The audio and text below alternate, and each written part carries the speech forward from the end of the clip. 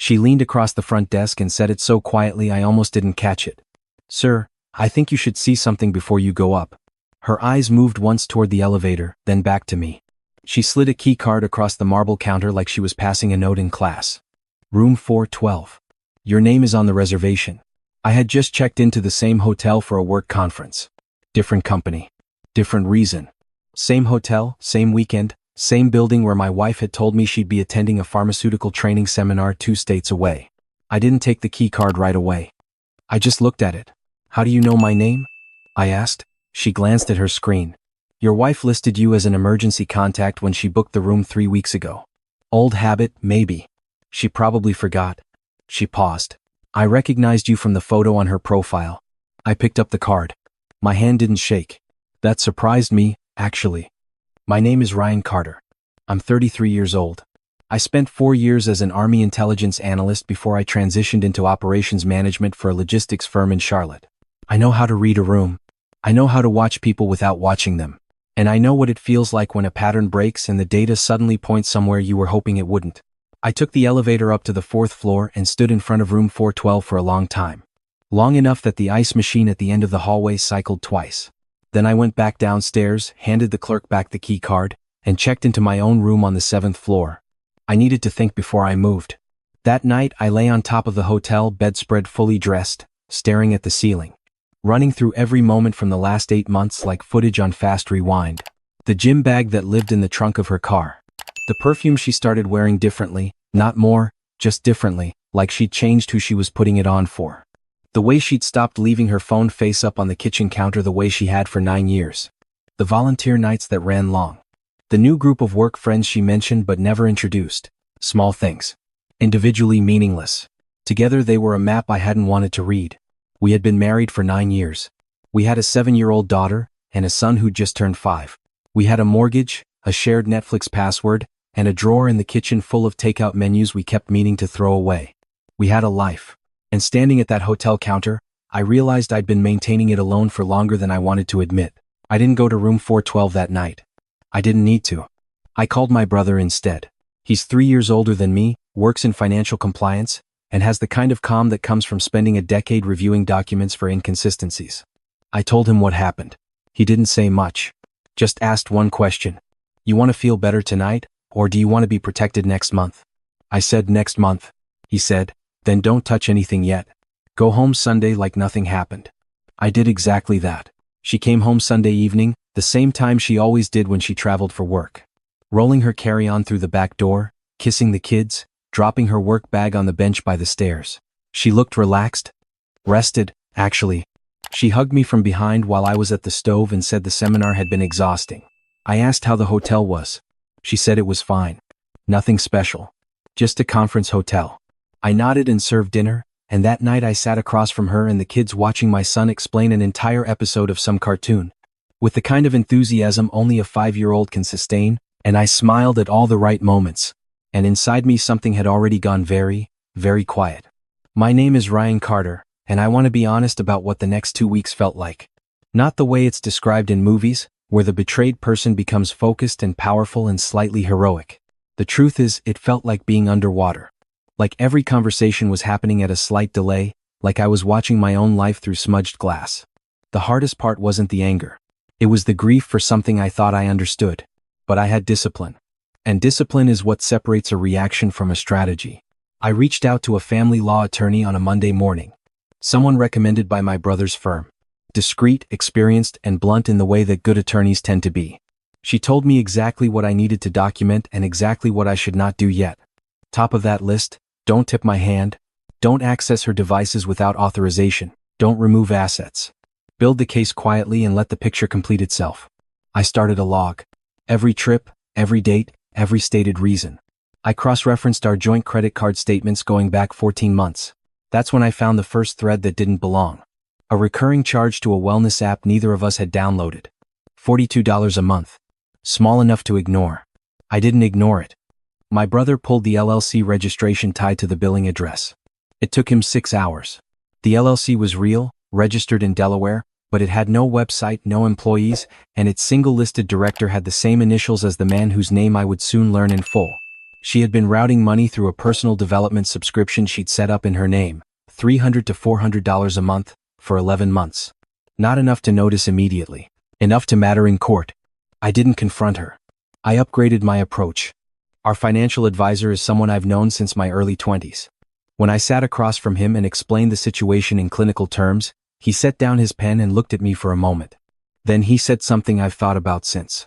The hardest thing about financial infidelity is that it's almost always built on the assumption that you're not paying attention. He helped me trace every transfer, freeze the appropriate accounts through legal channels, and document the paper trail in a format my attorney could use. The house was already protected. My father had co-signed the original loan, and a clause from that agreement gave us joint title control that she couldn't dissolve unilaterally. She didn't know that clause still held. She'd never read the full document. She'd signed it and trusted me to handle the details, the way she trusted me to handle most things. That trust had been the architecture of our marriage. And it was the same architecture she'd been quietly dismantling from the inside. I'm Ryan Carter.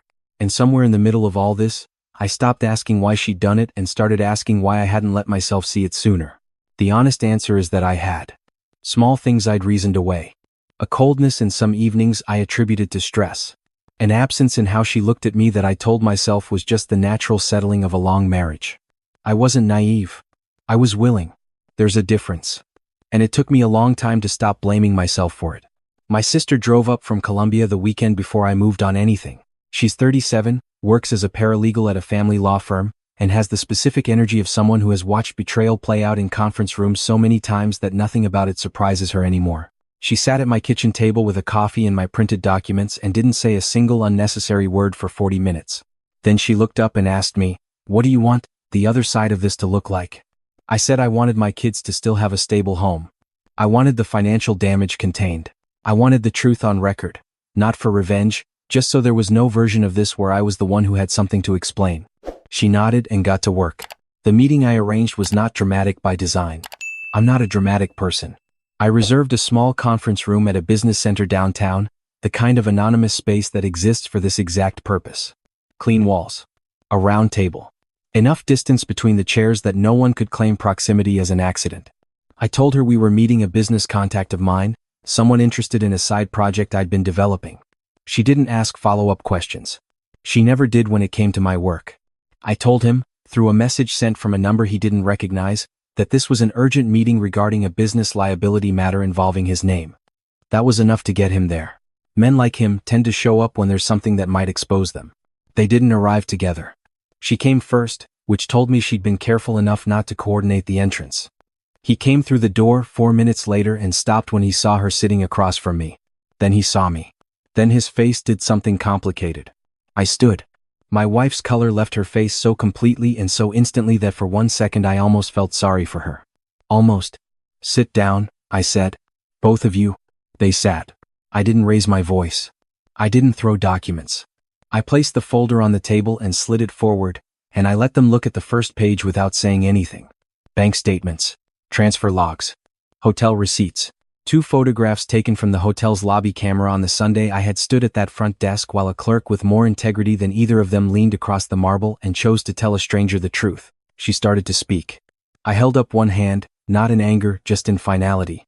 "I'm not here for a conversation," I said. "I'm here to close a chapter." I looked at him. "You should know that the LLC tied to your initials has been flagged by my attorney. The transfers have been documented as marital asset misappropriation. And you," I looked back at my wife, "should know that your employment contract has a financial ethics clause. I've read it carefully." He leaned back and crossed his arms. "You're making assumptions." I looked at him for a moment. "You drove here in a rental," I said. "Paid for with a corporate card registered to a company that has you listed as a contractor, not an employee. That's not an assumption. That's a detail." I stood. "My attorney has everything. The process has already started. I'd recommend you both make some calls." I left them sitting there. That evening, my kids and I ordered pizza and watched a movie, and my daughter fell asleep against my shoulder halfway through, and I sat there in the blue light of the television thinking about how small and complete and undamaged this moment was. This was what I was protecting. Not the marriage. Not the image of what our life looked like from the outside. These 2 kids who didn't know yet how much the ground beneath them had shifted. I'm Ryan Carter. And I want to be honest about something the anger doesn't always leave room for. She wasn't a villain in the way it's easy to frame it. She was someone who had stopped telling me where she was hurting, and I had stopped asking. That's not justification. What she did was a choice, and the choices she made in the direction of that man and away from our family were ones I couldn't undo for her. But the version of our marriage that made her feel invisible, the late nights I spent on work calls when she sat alone in the kitchen, the way I optimized everything except the distance between us, that part wasn't only hers. I'm not saying she was right. I'm saying the story had two architects before it had a betrayal. The HR piece unfolded over the next week without my direct involvement. My attorney forwarded the documentation as required under their company's fraud reporting policy. Her employer, a regional pharmaceutical distribution group, had a clear written policy on financial misconduct and misuse of company resources. The corporate card used for 2 of their hotel stays had been logged under a continuing education code that didn't match any registered seminar that weekend. She was placed on administrative leave pending investigation. Her voicemail to me that night lasted nearly 5 minutes. It cycled through 3 different emotional registers. First disbelief. Then a kind of bargaining I couldn't fully follow. Then something harder and more honest at the end. A voice I recognized from years ago, the one she used when she was genuinely afraid. I didn't call back. 2 days later my sister came to me with a file she'd pulled through public records from 2 other states. Court filings. A protective order from 4 years ago. A woman he'd met through a professional conference, same industry, same pattern. Coercion, financial entanglement, emotional manipulation. The case had settled quietly. His name had never appeared in news coverage. But the records existed, and my sister had them. I'm Ryan Carter. And when I read through those pages, something in me shifted in a way I hadn't expected. Because this wasn't just about what had happened to me. This man had a history. He found vulnerable points in marriages and pressed on them. He was skilled at it in the way that people who do the same thing repeatedly become skilled at it. I made one call. To her employer's HR department. I didn't editorialize. I gave them the public case number from the other state and let them conduct their own review. That's all it took. His contract with the company, which had apparently run alongside their relationship, was not renewed. He reached out to me once. A short message. I think we should talk. I showed it to my sister. She looked at it and said, he wants to know how much you know and whether you're finished. Don't answer. I didn't. Instead, I forwarded his message to my attorney, documented it, and moved on to the next step in the separation process. She asked to see me the week after her administrative leave was confirmed. I agreed to meet her at a coffee shop near our old neighborhood, the one we used to walk to Sunday mornings before the kids were born, before our schedules got complicated, before we stopped walking anywhere together. She was already there when I arrived. No makeup. Hair pulled back. She looked smaller than I'd remembered, which is an odd thing to notice about someone you've shared a home with for nearly a decade. She wrapped both hands around her coffee cup and didn't look up right away. I know I don't have a case to make, she said. I sat down. I'm not going to tell you it didn't mean anything. Because you'd know that wasn't true. And I'm not going to tell you I was unhappy, because it's more complicated than that. She finally looked at me. I was scared. I'd been scared for a long time that I'd disappeared inside of our life. That I was just a function. Mom, wife, employee, and he made me feel like a person again. She paused. I know that's not your fault. I know I should have said it out loud instead of going somewhere else with it. I didn't respond right away. I looked at my coffee. I'm not angry at you for being scared, I said eventually. I'm angry that you decided to solve it this way. She nodded. Her hands tightened around the cup. I think I knew something was wrong between us for longer than I let myself admit, I said. I kept optimizing the outside of our life and telling myself the inside was fine. I looked at her. That was my part. I own it. She blinked. But what you did with the money, with his access to our kids' financial future, with the company card, those choices happened in private in a direction you chose. And I can't stay in something where I don't know what's real. She nodded again. Slower this time. Will the kids be okay? She asked. It was the most honest question she'd asked me in months. Maybe longer. Yes, I said. That's the one thing I can promise. I'm going to make sure of it. She reached into her bag and set something on the table between us. A photograph. Our wedding day, taken by her father outside the chapel, both of us mid-laugh at something someone had just said just off frame. The kind of photo where neither person is performing happiness. We actually were. I didn't know what else to bring, she said quietly. I looked at it for a long time. 2 people who thought they were building something permanent. They weren't wrong about the intention. They were wrong about the maintenance. I picked it up, folded it once, carefully, and put it in my jacket pocket. I'm not keeping this to punish myself, I said. I'm keeping it because it was real. That day was real. She pressed her lips together hard. I already forgave you, I said. That's not the same as staying. But I want you to know it. She didn't say anything for a moment. Then softly, how? Because being angry at you forever costs me energy I need for my kids. And because the person you were, in that photo is someone worth forgiving. I stood. The person you became for a while, that's on you to figure out. I left money for the check and walked out into the afternoon. It was one of those late autumn days where the light goes gold and sideways and everything looks a little more resolved than it actually is. I sat in my car for a few minutes before I drove anywhere. Not crying. Not relieved, exactly. Just settling, the way a house settles after something has moved through it. My name is Ryan Carter. And I want to tell you what the next 6 months looked like, because I think that's the part nobody talks about. The divorce took 4 months to finalize. My attorney moved efficiently, and because we had documentation and because she did not contest the core findings, the process was less destructive than it could have been. We established a custody arrangement that put the kids first in a way we both agreed was fair.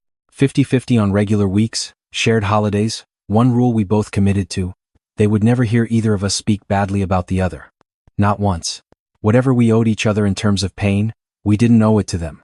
She found a smaller apartment about 12 minutes from our house, which made the logistics work. She completed the HR investigation process, which resulted in repayment of the misappropriated expenses and a formal note in her file but not termination. I won't pretend I wasn't conflicted about that outcome. But I'd given them the information and the decision was theirs. I wasn't in the business of determining consequences. I was in the business of protecting what was mine. The money she had been siphoning was recovered through the divorce settlement. My attorney was precise and thorough, and I paid her well, and it was worth every dollar. My brother came to stay for a weekend about 2 months after everything finalized. We sat on my back porch after the kids were asleep and he asked how I was actually doing, the way older brothers ask when they've been worried and been patient about it. I told him the truth, which was that I felt clearer than I had in years. That the grief was real and would probably surface in moments I wasn't expecting. But that the version of myself I was building on the other side of it was a version I recognized. Someone who asked harder questions earlier. Someone who didn't mistake peace for silence. He nodded and handed me another beer, and we didn't talk about it again. My daughter asked me once, about 3 months in, why mommy had a different house now. I had thought about what to say to this moment. I talked to a child therapist about language. I told her that sometimes grown-ups make choices that mean they can't live in the same place anymore, but that mommy and I both loved her exactly the same amount as we ever had, and that was the one thing that was never going to change. She thought about this for a moment with the seriousness that 7-year-olds bring to things that matter. Do you still like mommy? She asked. I said yes. That was the honest answer. She seemed satisfied and went back to her drawing. My son processed it differently. He got quieter for a while. Wanted to be held more. Would fall asleep in my lap watching television in a way he hadn't done since he was 3. I let him. I didn't push for words he didn't have yet. I just made sure he always knew where I was. Kids don't need a perfect explanation. They need a consistent presence. I'm Ryan Carter. And if you've made it this far, you probably want to know whether this story has a point beyond the events. It does. But it's not what I thought it would be when I was standing on that hotel elevator wondering whether to go up to the 4th floor. The point isn't that I was smart enough to catch it. Or patient enough to plan. Or disciplined enough not to burn everything down in the first 48 hours. Those things are true, but they're details. The point is that betrayal, the real thing, not the version from television, doesn't come with a soundtrack. It comes quietly. In a hotel lobby on a Tuesday afternoon with a clerk who made a choice to tell the truth to a stranger. In a document that doesn't add up. In a moment of forgiveness in a coffee shop that nobody watched happen. I didn't save my marriage. I didn't win some battle. What I did was refuse to let someone else's choices define who I became next. I took the evidence seriously. I involved the right people. I protected my kids. I told the truth when it mattered and I was honest about my own part in it. And then I let go of the version of my life I had been holding on to. Not because it wasn't worth keeping. Because keeping it would have required me to keep pretending. And I was done pretending. The photograph is still folded in the jacket I wore that day. I haven't moved it. Not because I look at it. I don't. But because it belongs to a version of my life that was real, and real things deserve to be kept even after they change shape. My kids are doing okay. I'm doing okay. The house still has too many takeout menus in that kitchen drawer, and I keep meaning to throw them out. I haven't yet. Some things you hold onto a little longer than makes sense. And then one day you just don't anymore. That's how it works. That's how you move forward. Not all at once. Not with some speech or final confrontation or perfect resolution. Just quietly, consistently, one day choosing the life in front of you instead of the one behind you. I chose it. And I'd make the same choice again.